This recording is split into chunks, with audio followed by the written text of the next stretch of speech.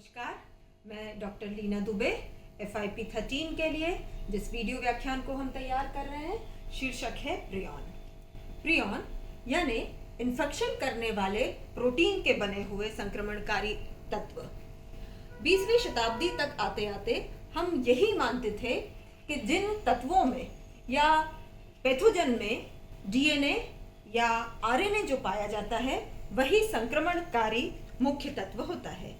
लेकिन Stanley prisoner की खोज के बाद ये पता लगा कि कुछ विशेष प्रकार के प्रोटीन के कण भी ऐसे होते हैं जिनके अंदर संक्रमण करने की क्षमता होती है। ये सामान्य प्रोटीन से एकदम अलग होते हैं। इसे समझने के लिए इसके इतिहास पर या एक कहानी पर आपको गौर देना पड़ेगा कि पपुआ न्यू गिनी नाम की जो जगह है वहाँ पर एक विशेष प्रकार की जनजाति पाई जाती है जिसका नाम है कुरु। स्टेनले प्रिजनर वैसे तो भेड़ों में होने वाले क्रेपी नामक डिसीज पर काम कर रहे थे। उन्होंने ये देखा कि पपुआ न्यू गिनी में जो रोग हो रहा है जिसके कारण वहाँ की जो जनजाति है उसकी जनसंख्या लगभग आधी हो गई है। ये देखा गया कि दोनों के प्रोटीन में लगभग एक जैसी समानता है। ये प्रोटीन विशेष प्रकार के थे जो कि प्रोटीएज नामक जो एंजाइम है उससे भी डिग्रेड नहीं हो रहा था। दूसरा, ये प्रोटीन इस प्रकार का था कि बहुत ज़्यादा तापमान पर भी विघटन जिसका नहीं होता, किसी भी प्रकार की कीमोथेरेपी या कोई दवाई जिस पर काम नहीं कर रही है। ये इस प्रकार के कण हैं कि यदि एक बार इन्फेक्शन इन प्रोटीन कणों का हो जाए तो व्यक्ति की मृत्यु निश्चित है।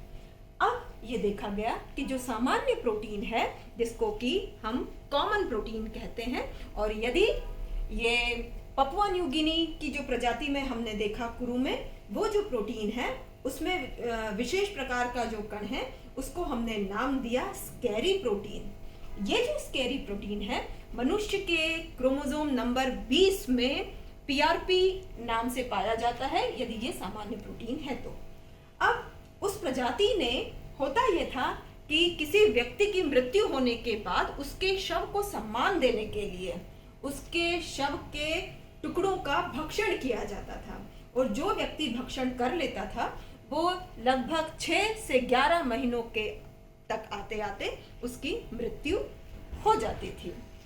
आज तक हम इस बीमारी का इलाज नहीं ढूंढ पाए हैं, या ये कहें कि ये जो लाइलाज बीमारी है ये संक्रमण की वजह से या म्यूटेशन की वजह से या संक्रमण करने वाले रक्त से या ऑपरेशन थिएटर में किसी तरह से यदि इन्फेक्शन हो गया हो उसकी वजह से किसी स्वस्थ शरीर के अंदर ये प्रोटीन पहुंच गया और उसके बाद इसकी संक्रमण करने की जो दर है वो बढ़ती चली गई। क्योंकि किसी भी तरह की दवाई आदि से व्यक्ति की जीवन क्षमता को बढ़ाया नहीं जा सकता, सिर्फ इसका सिम्टोमेटिक या कहें लक्षणों के आधार पर ही इलाज किया जा सकता है। अब स्वाभाविक है आप ये जानेंगे या आप ये पूछेंगे कि वनस्पति शास्त्र में हम इस प्रोटीन से बने हुए कणों का या कहें कि इस बीमारी का अध्ययन क्यों कर रहे हैं। तो एक सीधी सी बात है कि ये जो बीमारी है क्या वृक्षों में भी होती है।